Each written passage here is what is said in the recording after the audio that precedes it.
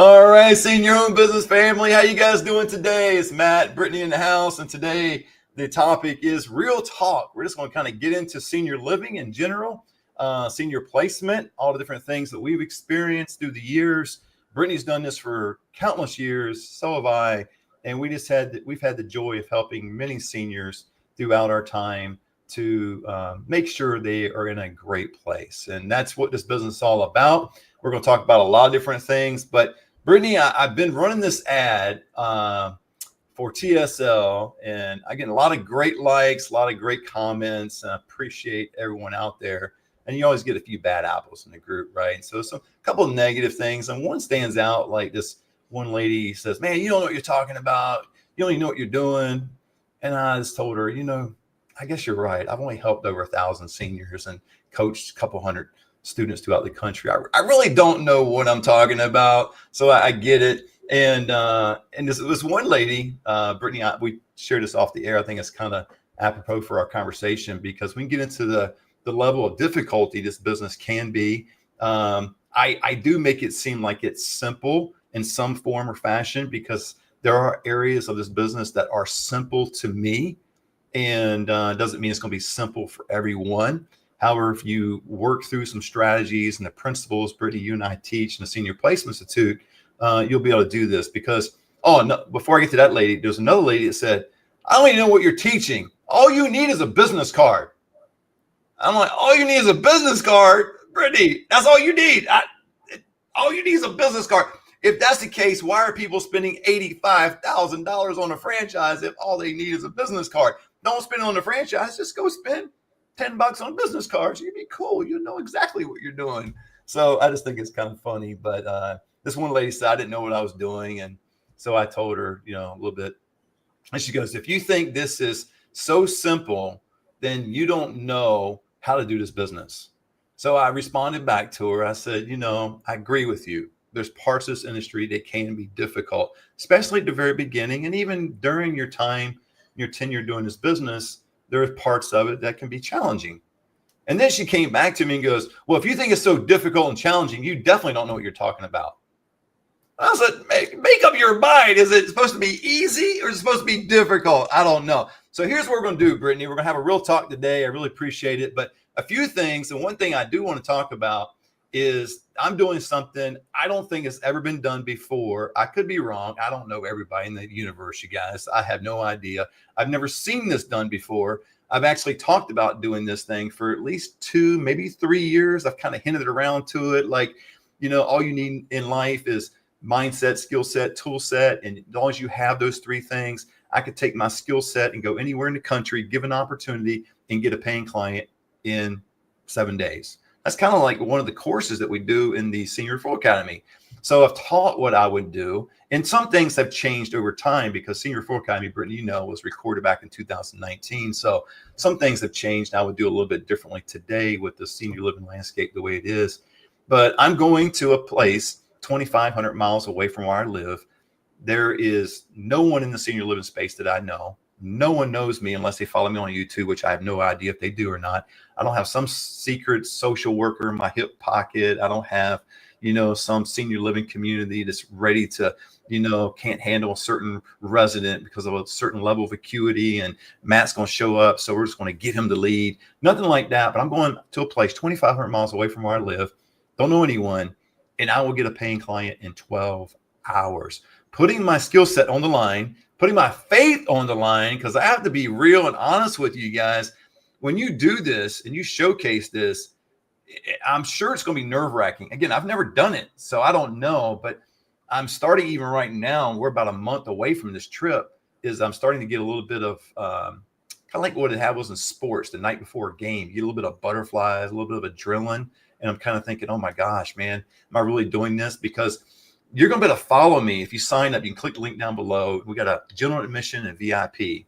And if you get into the VIP, you'll be able to follow me, everything that I'm doing. And I'll be texting you and sending you videos. And you can ask me questions along the way in this certain app that we're doing. It's kind of a cool thing. And then the general admission, you'll get a video every night. And the VIP is actually going to get a midweek coaching and then a 30-minute coaching as well at the end of the whole thing, collectively as a group. Now, guys, not individually, as a group. So you can drop down, click a link on that. But I'm super excited about that, Brittney, because we talk about senior placement all the time. And I know people probably, and I'll bounce it to you here, but I'm sure people out there kind of go, all right, it's easy for Brittney because Brittney's been doing it since 2019 or 18?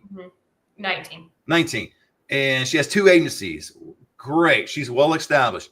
Matt, you've been doing it in your area since 2018. So great. You're well established. Well, what about the people out here that don't have the contacts? Because I think people minimize the effectiveness of strategy in this business because they think it's just all about a business card, which that was one of the comments in the thread. The lady says, all you need is a business card. So, but Brittney, what would you say to a person like that, Brittney, how can I be successful like you, but that person that's talking to you has not been in the business for 5, 6, 7 years. They're just getting started.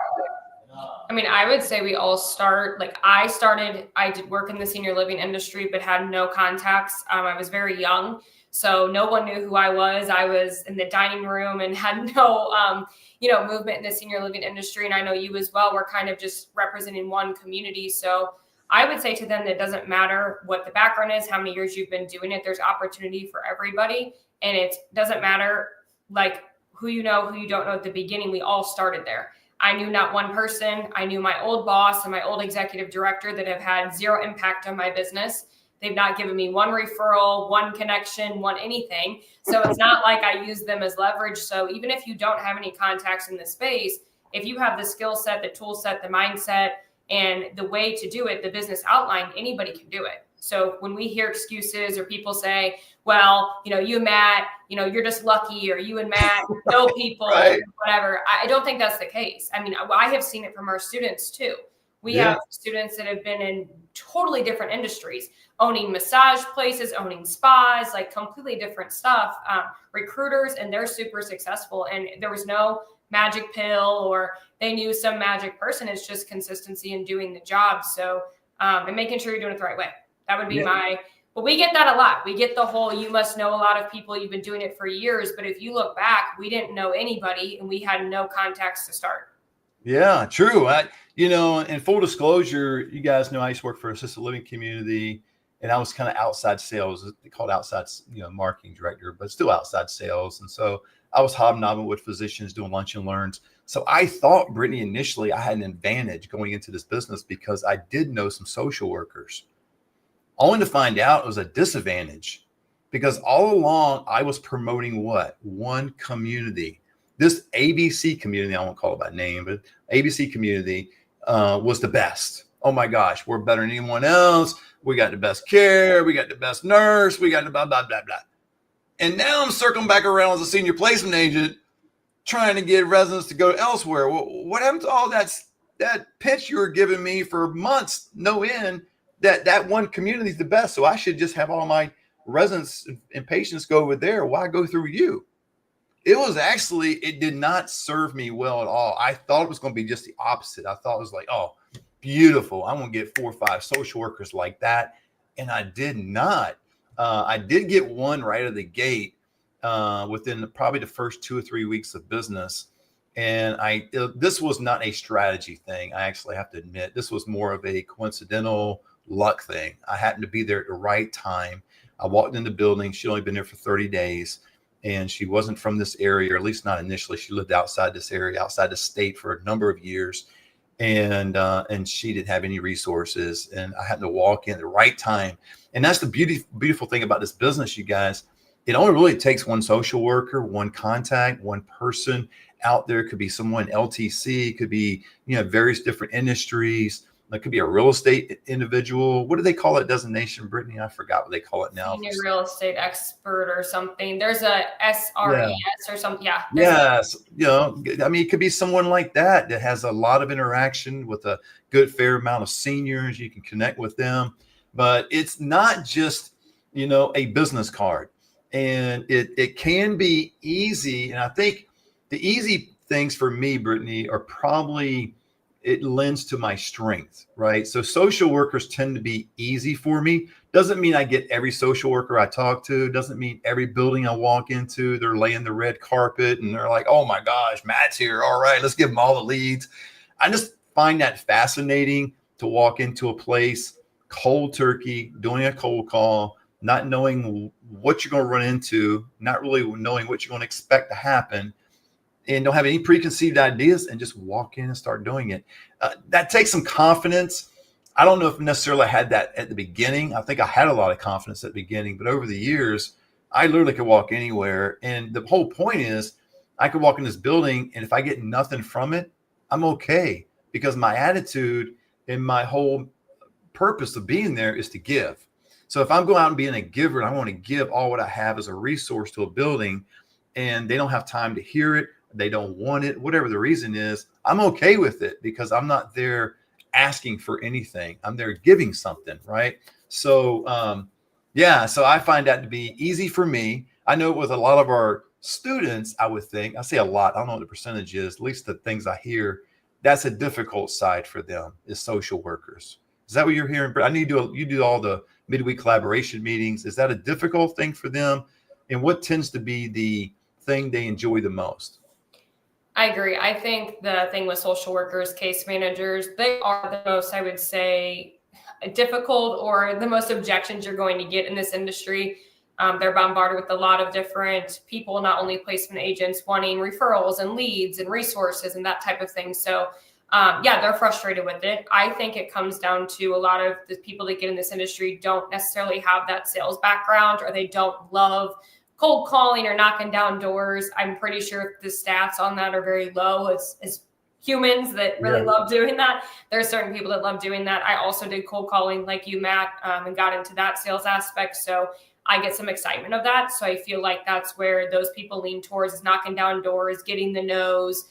So there are sales background students do well, but they typically get discouraged from social workers. That's the main thing. They hear the no, they don't answer the phone. It's hard to get to them. There's a gatekeeper. Some of them even have like an actual person at a front desk saying, no, you can't go back there without an appointment. Right. I think it's more discouraging. We always talk about it can be a long game. It's not something where you walk in. It's not transactional all the time.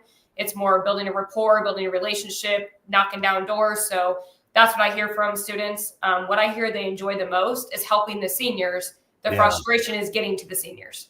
So that is the most frustration I've heard in this business in general, whether it's social workers, home health agency, social media. It's just they can't get the seniors. They want to help, but they can't. Yeah, you got to learn this, you guys. Like I said earlier on this video, is I'm going to be doing this challenge, for 12 hours. I'll be getting a paying client, and I know I will, because I've got a skill set that will prove to be successful. If you want to know more about that, just click the link down below and you can sign up for this challenge. We're not letting everybody just see it, because it is, I'm revealing a lot. I mean, Brittney, I'm actually including scripts in this thing. I'm including a lot of different things, which I don't like scripts per se, but I get why people enjoy it. They want to see something in front of them. They want to read it, maybe memorize it, familiarize themselves with it, rehearse, and kind of build up confidence. I get why they like doing that. I don't like them so much, but I am providing scripts during this challenge. Another big key component in this whole business is social media. You got to be willing to at least put something out there. You don't have to be on video all the time, Brittney, right? I enjoy it. I enjoy doing the video thing, but I know a lot of people, based on their personality type, like my wife, for instance, would not want to be on video. Man, she would be like, okay, I'll post something maybe, but she's not going to be the video girl. I'm going to be the video guy. I like it. So he's kind of lean into your strengths. But speaking of my wife real quick, is this business, Brittney, is so a blessing to us, right? Because you and I both get to work out of our house, and it's so wonderful. And you don't even know half the story yet. My wife's going through a lot of physical situation right now, issues, and it's just one doctor visit after another, ENT to a specialist to the ER to the, it's everything. So I'll get to you later off air if you want. But and this business, this opportunity in doing what I do, has provided me a blessing of being home and not having to go to a job. There's nothing wrong going to a job. I mean, you have to do what you got to do to make a living. But I'm fortunate that I can be here, be present with her. And anything she needs, like she's going to see an ENT today at 3:20, whatever, I can put that in my schedule, get her there, bring her back, kind of deal. And you might be looking for something like this in terms of, what can senior placement business do for my family? And true, the money side is wonderful. Once you get your business going, you're going to start generating a lot of money, because the more hands you shake, the more money you make, right? The more seniors you help, all that good stuff. But I think it's the freedom, that it provides me in terms of being flexible with my schedule. Doesn't mean, Brittany, we don't work, right? We work a lot, and we've talked about how we could be on vacation, or I think you were on a boat or something, still doing business. So it's not like we don't work and we're promoting, lackadaisicalness, no work ethic, all that. We're not promoting that. We're just promoting, hey, this is a way, an opportunity for you to be, flexible in your schedule. And so I don't know. That's really cool. But let's get into more about the senior living landscape in general, what we see out there in terms of the communities. And a lot has changed. I mean, I'm reading article after article, because I don't see this so much when I'm getting ready to say in my own area, but there's a lot of articles right now that people are paying for assisted living, paying for senior living communities up front before they need it, because they're fearful that it's going to not be there when they do need it. Are you experiencing that in your area, Britt? I don't see that in my own area. Maybe it is happening, because I don't know everybody, but I just don't recognize it. But I see a lot of articles lately that it's happening. I see more of the opposite in my area. I see more of people waiting longer for assisted living, due to many reasons, whether trying multi-generational households where they move mom and dad in with them, or try to be caregivers, or bring in home care agencies, and they're waiting till kind of that doesn't work anymore, almost crisis mode, one fall away from assisted living placement. So I'm not seeing people prematurely moving in. I actually see the opposite of more planning. Let's wait. Let's not move mom or dad into assisted living so we can stretch out the funds, or so we can wait to see what happens. But I mean, I could see that. I know some areas are definitely full or more full in their assisted living communities. We have a lot that aren't. So I'm not sure that my area has had that fear of not being there. Yeah, I don't think my area has either. I don't see that at all. And again, I don't know everybody, and it's not like, I have the pulse of every community in terms of everything they're doing. I just don't recognize that in my area either. But man, if you go chat GPT it or Google it, or just, pull up senior living articles, you'll start seeing articles that are all about that, in terms of people being fearful that it's not going to be available. I don't know. I don't see it either, but maybe it's a trend in the Northeast. Maybe it's a trend in the Midwest. I have no idea. So if you know anything about that out there, let us know. But that is something, man. Most seniors just don't want to go to senior living communities. In my experience, that would be the way I would feel. I don't want to go either, and no one does. And it's just it's a gut check, right? It's a feeling that, man, once you go, it's hard to even kind of describe and say, but done this move so many times, you can see it in their face. It's almost like this is the last place I'm going to lay my head. It's that experience. It's not even like going to the hospital, because going to the hospital, you have the hopes of going there, getting better, going home. Even in skilled nursing, but kind of going to assisted living, for instance, you're almost like, okay, somebody's taking care of me, and this is my home, and this is where I'm going to live now. Some seniors enjoy it. My experience, most seniors don't want to do it. And I think many of them adjust along the way. That's why it usually takes 3 or 4 weeks or so for a senior to adjust to the move, because it is impactful and it can be negative. It can, and I mean, not negative like they're not going to be cared for. There could be some bad experiences, I know, but most people are trying to do their best. But I'm just talking about the emotions of a senior, what they're feeling, and it could be devastating, and you see it in their face. And so that's why it's so important for these senior living communities to do a better job. I'm not saying they all won't do it, because I have some in my area do a really good job, especially of the transition, for that first 3-4 weeks, couple 2 or 3 months, just to make sure they're acclimated into the community. They have a buddy. They're, actively going and getting their meals. They're involved in some way, because I think when that happens, it uplifts the senior. It gives them new purpose, and so they wake up in the morning like they have a purpose. I remember this one guy, Brittney, and I told you a story a long time ago, but it's so true to what we're talking about. This guy did not want to go at all.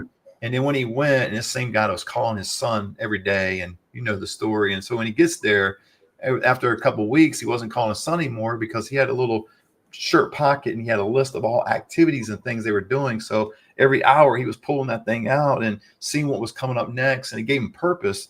And his son got worried because he's like, "You're not calling me anymore, Dad." What? He goes, "Oh no, son, I got to go over here. We're playing Wii bowling and we're going to Red Lobster tonight." And he was all involved. So, what are some ways, Brittney's kind of put you on the spot, but maybe some things you've seen how senior living communities can better make that transition a little bit easier for seniors? What would you recommend? I would say more check-ins. I feel like a lot of them do a really good job at connecting with the seniors or their families during the tour and during admission, and talking about all the amazing things the community has to offer, which all sounds good, but I think they do a really good job, the ones that do a good job of this, of actually following through. So once that connection, after the marketing director, they might have something like a move-in coordinator, and those are amazing. They get them involved in activities. They maybe visit their room and show them that activity calendar, or have the activities person come and grab them for activities. I think a really cool thing too is a move-in committee or a resident council, or they call them like the welcome committee, where they actually sit with them at dinner. And there's usually basically residents that have volunteered to do this. They show them their apartment, they introduce them to friend groups, they get them acclimated during meals, they talk, get to know each other. Maybe they do go to bingo together. So I see that being the most successful. The communities that don't do such a good job at this, you do see a harder transition for the seniors. Again, they hear all these great things, they move in, it's intimidating, it's a hard transition. It's really hard going from your home to a one-bedroom apartment in a big building. And if they just slap an activities calendar on your door, what are the odds that seniors going to just go out and venture on their own? It's not very strong. So the ones that do a good job, to your point, probably that community did a great job, they start acclimating pretty fast. I mean, we've had some that dig their heels in so bad, like they do not want to move. Within a month or so, they are on resident council. They are ignoring their kids. They're saying, I can't have dinner tonight. There's country fried steak on the menu. Like, they start getting really involved. So I think that's a huge thing. I do think it really helps senior living communities retain their residents. As you know, some seniors move into a community and ask to leave in a week and a half, and their families move them without the chance for them to be acclimated. So no, I really think the move-in coordinators, the resident council committee, welcome committee, and just being in touch with them, see how they're doing, do temperature checks. How are they feeling? How can we get you more involved? So, but you see success in those, and you can tell the whole community is just one of itself in that situation. Yeah. And but most time in those situations too, you see the community, they have developed a culture within their staff. Like it's so many touches with a senior, right? So it's not just the caregiver, it's not just the nurse, it's not just the marketing director, executive director, it's not just the chef, it's not just the staff that's there at the front counter. I mean, it's everybody. And when they're all on the same page and they're all in it for the right reason to help and benefit the senior can get encouragement from many different angles. So maybe the senior doesn't want to leave the apartment and go to the activities and go participate in certain things. But when the caregiver is there and, he or she is taking care of that resident, then they start to, develop some trust, some rapport, and they're able to encourage them. Say, you know what, I saw an event that's getting ready to happen this coming up Friday. It's a little small concert down below. I know you like that kind of music. What do you think we just go? And then all of a sudden the caregiver goes along with them for a little bit, and then pass them on. That's the kind of way it really works tremendously, to your point about the committee and different things as well. But I think it really has to be a culture within the senior living community. They got to buy in. They buy into the move in. They got to buy in to the staff and the training of staff and those kind of things. And I know some do a great job, and that's why they have a great, a great community, and there's a wait list sometimes because they have developed culture. And so I would encourage you senior living communities out there to do that. But man, senior living, the placement business, you have to look for those things, right, Brittney? I mean, those are the things that are not on the checkoff list. That's not ADLs. That's not behaviors. That's not preferences. That's, you got to dive a little bit deeper and vetting these communities and state reviews, but doing some of these things here. And, I look at trends a lot, in terms of how a senior living community is doing. And, because everybody's going to make a mistake. No one's perfect. I'm not perfect. No one is, right? So communities are going to make a mistake. They're human, they're at least not the building's human, but the people, they're human. But it's trends, if they're constantly making mistakes and there's no, correction of that mistake, the protocols just didn't change whatsoever, even after, whatever they did. So those are things I look for, and I begin to wonder why. And it always, to me, goes back to leadership, right? It goes back to the way the culture is in the community. Agreed. Yeah, I think it goes from the top down. That's what I always say. I mean, the environments that we look for when we vet communities, I even have in my head right now, like I call them the Manhattan Hotel or the Happy Residence or whatever. So all that really, but it really does come down to who's been the leader, how long have they been there, how is the tenure of the entire staff, director of nursing, the servers, the chef. It all comes down to a really big culture thing. So that's something as senior placement agents you have to know, so you make sure that you're not just recommending places that can check off the care and the meds and the all that other stuff. There has to be more than that. And it also has to match that senior as well.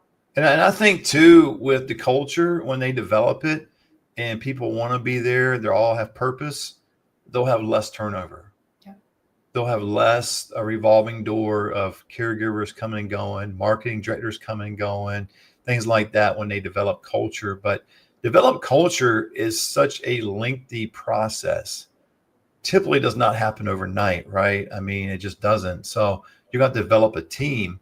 And so Brittney, now we're going to be doing some training with senior living communities coming up pretty soon. We've already got like 25 modules, and we're going to do some other stuff. And remind me off air, we're going to talk about our next meeting and all. But that's so important, because if they would not only hire correctly, but develop culture, they would have a much better experience with retaining staff.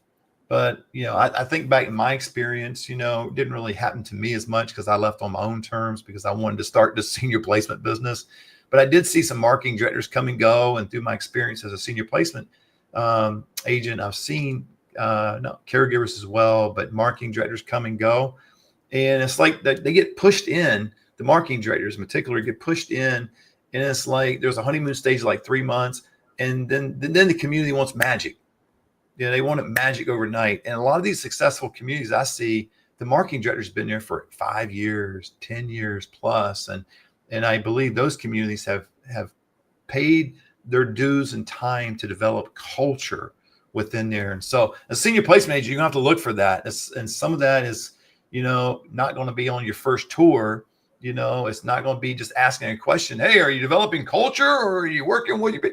Of course, they're all working, but there's kind of the fruits, right? You got to be able to plant that seed in order to, have the tree and get a fruit tree, right? And get the fruit from the tree.